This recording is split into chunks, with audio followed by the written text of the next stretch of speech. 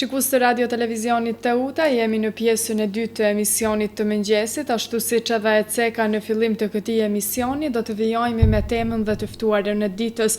Për sot të ftuar kemi Rina Kovaçi Lika, ku do të flasim për temën rinia në mbrojtje të bunës. Ajo është mentore e klubit të rinjve, i cili u formua para një viti. Ne do të flasim për këtë temë me Rinën. Rina, mirëmëngjesi dhe faleminderit që je sot me neve. Mirëmëngjesi, faleminderit edhe juve për ftesën. Ishte kënaqësi të pranoj sot jemi emisionin e juaj. Kënaqësi është edhe për ne, faleminderit që pranove ftesën. Rina, na trego pak se kush kanë qenë partnerët e këtij projekti që keni realizuar gjatë këtyre 4 ditëve. Gjatë këtyre ditëve u realizua projekti i cili ishte i organizuar nga shoqata jo qeveritare, programi për mjedisin, i cili në gjuhën angleze quhet Environmental Program. Është një shoqatë nga Podgorica e cila kohët e fundit është duke vepruar në rajonin e Lumit Bun.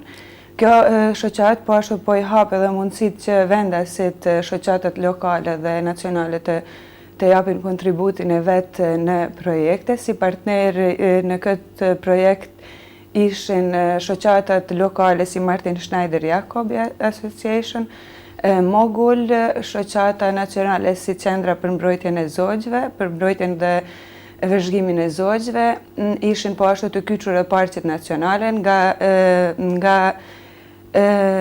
vendasit,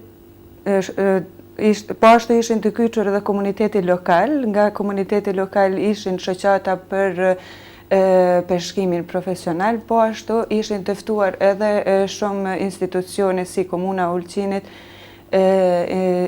po ashtu edhe shoqata e restoraneve të bunës, ishin pjesëmarrëse edhe Ministria për Ekologjinë dhe zhvillimin hapësinor dhe urban nga Podgorica, dhe kështu kishin edhe disa ftesat e tjera edhe partnerë tjerë, por të cilën i kishin pak të pamundur të marrin pjesë. Prej cilave vende kanë marrë pjesë?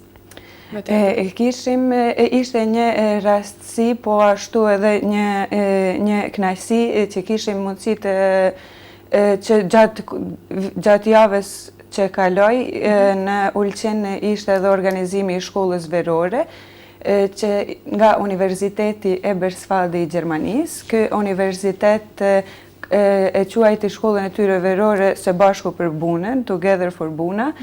Në këtë shkollë verore, ato partnerët e tyre ishin Universiteti i Prishtinës, i Tiranës, i Greqisë dhe i Maqedonisë. Kjo e bëri më shumë interesant edhe projektin eventin e fundit, i cili ishte si gjithëpërfshirës i projektit të shoqatës ENVPRO. Studentët dhe profesorët ishin shumë të kënaqur me krejt aktivitetet që u realizuan këtë ditë, po ashtu edhe dhanë kontributin e tyre në ndarjen e eksperiencave dhe njohurive të tyre përgjatë këtyre aktiviteteve. Sa i përket shkollës verore, është një risi diçka për klubin e juaj, apo kanë marrë pjesë dhe është realizuar edhe vitin e kaluar, me që kjo është formuar që tash një vit ashtu siç na the edhe më përpara? Po, da me thënë, klubi i trive është regjistruar tash një vit, por ndërsa shkolla verore ishte një risi në Ulqin, pasi që plani i tyre ishte të realizohen në Velipoj. Pas vizitës tonë studimore në Gjermani, ne ju propozuam që kjo shkollë verore mund të realizohet edhe në Ulqin. Mund të jemi ne ato që do marrim përsipër edhe një ndihmes në rreth organizimit të kësaj shkolle në Ulqin, dhe ato një vit më herët kishin realizuar në malet e Sharrit dhe në të gjitha parket nacionale në Shqipëri, në Kosovë, Maqedoni dhe Greqi, ndërsa kjo ishte hera parë që i kishim në Ulqin. Ishte kënaqësi e madhe pasi që ne si klubi të rive, të gjitha ato që patën dëshirë të marrin pjesë në aktivitetet e tyre në teren, së bashku me profesorët, të cilët ishin shumë të interesuar për këtë pjesë dhe shishin një potencial të madh në bazenin e Lumit Bun. Bazeni i Lumit Bun ishte si një përfshirje gjithë anës së malit, krajës, po ashtu edhe Ulqinit, dhe kishim ditë në teren si tek liçeni i Shasit, kanali që lidh liçenin e Shasit me Bunën në Kripore, në një pyll të ahut të vjetër, të cilët ishin shumë të mahnitur, i cili gjendej në një nalësi mbitetare 1000 metra, pasi që ato ishin mësuar të shohin atë pyll të lashtë në një lartësime të lartë, kështu që çdo shëtije me ta ishte një eksperiencë e veçantë dhe mësuam shumë. Sa ditë zgjati ky aktivitet dhe si shkoi? Aktiviteti i shkollës verore zgjati 10 ditë, ndërsa ishte një kënaqësi që këto u angazhuan edhe në aktivitetin një ditor të shoqatës ENVPRO, i cili u realizua si një finale e krejt aktiviteteve një vjetore që pati kjo shoqatë. Dhe ndërsa shkolla verore kishin punishtet e tyre në Kala, aty ku edhe qëndruan në sallën e konferencave dhe punishtet që i bënin aty, ndërsa disa ditë i paten edhe në terren në Valdanos, në Ullishte, po ashtu në Lumin Buna kishim edhe një shëtije me vark, kështu që shumë mësuam nga njëri tjetri dhe ndam eksperienca. Mjaft interesante kjo, kur i përmend punishtet, çfarë kanë punuar në to më tepër? Ato kanë punuar, ato gjatë qëndrimit të tyre këtu dhe shkollës verore ishin të kyçur në gjithë rajonin e Lumit Bun, domethënë në qoftë se ato kanë dalë një ditë në terren, ato i pan dhe kishin interakcion edhe me vendas. Në këtë mënyrë mësuan më shumë për këtë rajon dhe kur u ktheshin në sallën e tyre të konferencave apo në vendin e punës, kishin për detyrë të nxjerrin nga krejt ato çka panë, më shumë kërcënimet e atij rajoni, se si mendonin ato që ishte një zhvillim i qëndrueshëm i tij, po ashtu edhe cilat janë potencialet e tyre më të larta që duhet të kontribuojnë në mbrojtjen e tyre. Mjaft interesante kjo për një rini, pse mos të marrin pjesë në projekte të tilla, sepse janë të bukura dhe janë të shëndoshta për një mendje të shëndosht. Dua të më tregosh se çfarë ka pasur për qëllim ky projekt më tepër. Projekti i zhvilluar nga shoqata qeveritare ENVPRO, ku ne ishim edhe partner me këtë një biznesin fillestar, startup business Reborn by Adventure, kishte për qëllim ngritjen e vetëdijësimit për potencialet e bazenit Lumit Buna, po ashtu qëllimi ishte edhe zhvillimi i qëndrueshëm. Bashkëpunimi me këtë shoqat filloi para 2 viteve, ku edhe u krijua klubi i të rive. Ne si punën e klubit të rive të gjithmonë të shohin edhe në internet, në webfaqen Together for Buna, aty do shohin edhe një manifesto të cilën e kemi realizuar së bashku me klubin e të rive nga Shkodra, pasi ky projekti i parë ishte ndërkufitar. Ishim në bashkëpunim me shoqat nga Tirana, edhe u krijuan edhe 2 klube, si nga ana e të rive, të Shkodrës, ashtu edhe të Ulqinit. Dhe kjo ishte si një shtytje e të rive, pavarësimi i të rive për një biosferë rezervë. Kjo biosferë rezervë është një mbrojtje tani më shumë njohur nga UNESCO-ja, të cilët e shohin këtë rajon si një biosferë rezervë potenciale në të ardhmen. Ju si organizator të gjithë kësaj, sa keni qenë të kënaqur me të gjithë këto organizime, projekte që keni bërë dhe me pjesëmarrjen e këtyre që keni ftuar? Ne jemi shumë të kënaqur me gjithë punën e cila u realizua këtu, po ashtu jemi të kënaqur me hapjen e mundësive së pari, pasi që është mirë kur kemi mundësi të hapura që të angazhohemi, të gjejmë veten dhe të angazhohemi në punë të cilat dëshirojmë t'i bëjmë. Dhe kjo ishte më e rëndësishme dhe qëllimi se përse dëshirojmë që të japim kontributin ton, të hapim një dritare tjetër për rinin e Ulqinit, dhe dëshirojmë që të gjithë së bashku të bashkëpunojmë dhe të punojmë për një ardhmë më të mirë. Dhe kjo ishte ajo për të cilën edhe ne u angazhuam më tepër, në të gjitha aktivitetet, jo vetëm të shoqata jo qeveritare ENFPRO ose Martin Schneider Jakobi, të cilët kemi sen më tepër aktiv, por në secilën shoqat dëshirojmë që nëse e shohim vendin veten në ato aktivitete të japim kontributin tonë më të mirë. Përveç këtyre që na tregove dhe folëm, çfarë aktivitete shtesë ndoshta keni pasur jashtë asaj plan programit mund ta quaj kështu që ju i keni planifikuar?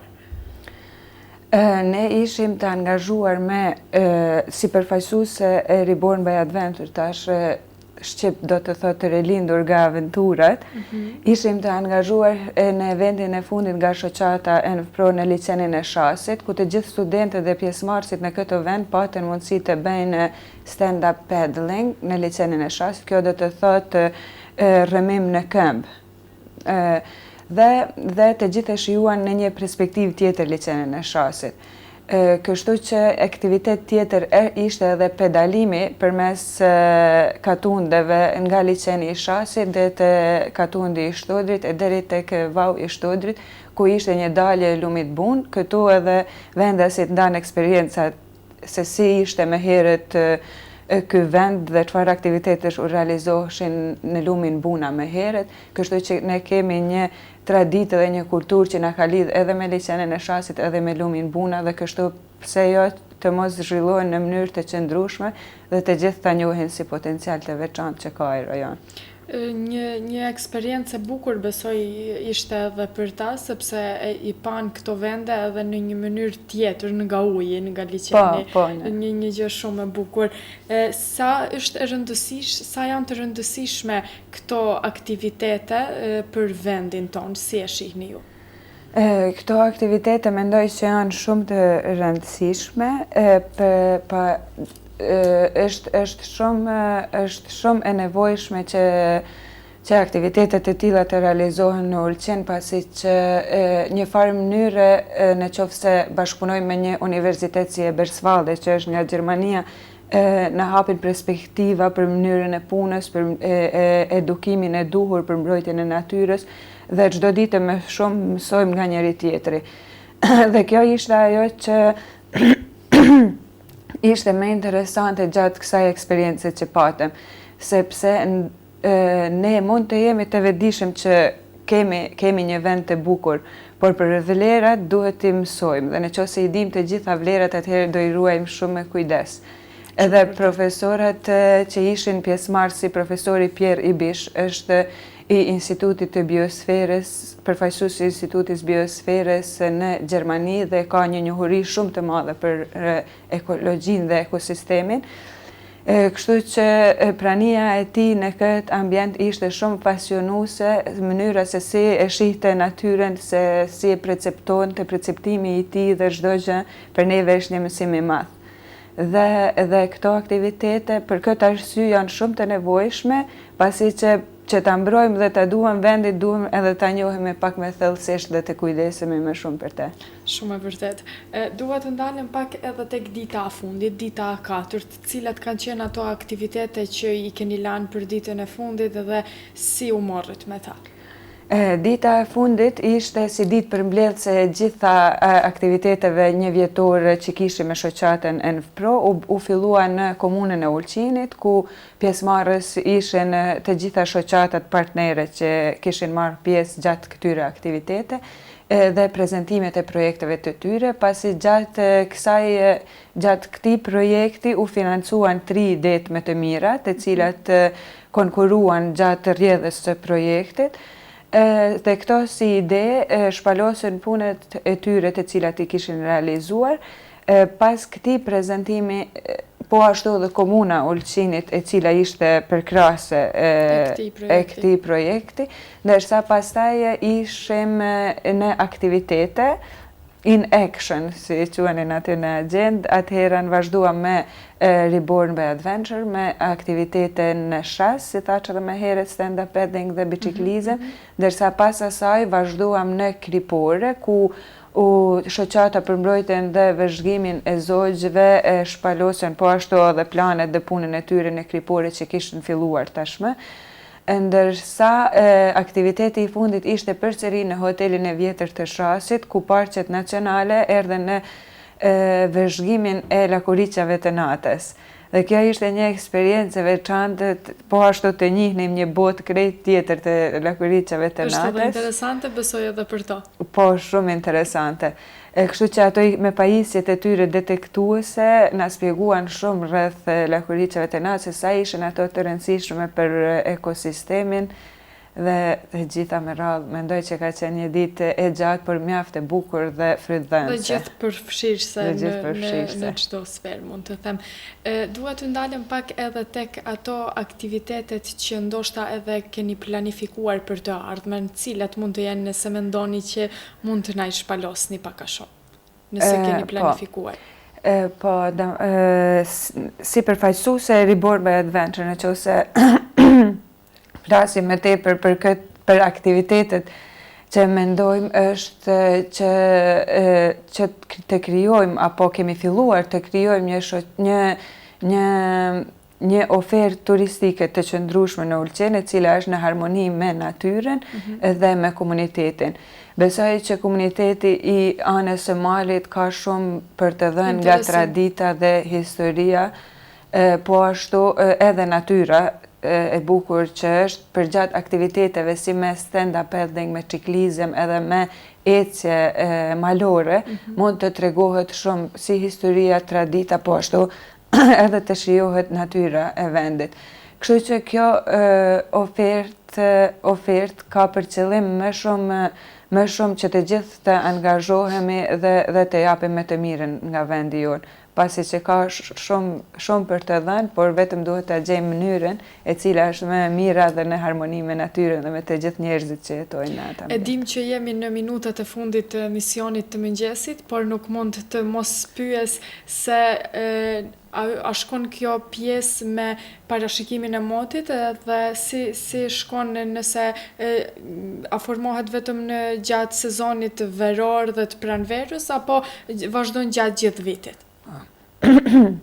Ulqini ka potencial për zhvillimin e turizmit gjatë gjithë vitit dhe kjo është ajo për të cilën ne dëshirojmë që sezona të mos llogaritet vetëm 3 muaj, por të zgjatet gjatë gjithë vitit, pasi që ditët me diell si dihet në Ulqen janë shumë në numër dhe planifikohet që për shembull aktivitetet si ecja malore mund të realizohet dhe gjatë periudhës së dimrit, po ashtu është shumë interesante pasi që në male mund të gjejmë edhe borë. Në një vend bregdetar, po ashtu mund të gjeni gjatë ecjeve malore edhe borë, dhe biciklizmi po ashtu mund të realizohet gjatë gjithë vitit, ndërsa stand-up paddling, kjo rëmimi në këmbë, mund të realizohet më tepër gjatë periudhave të verës, vjeshtës, po ashtu edhe pranverës.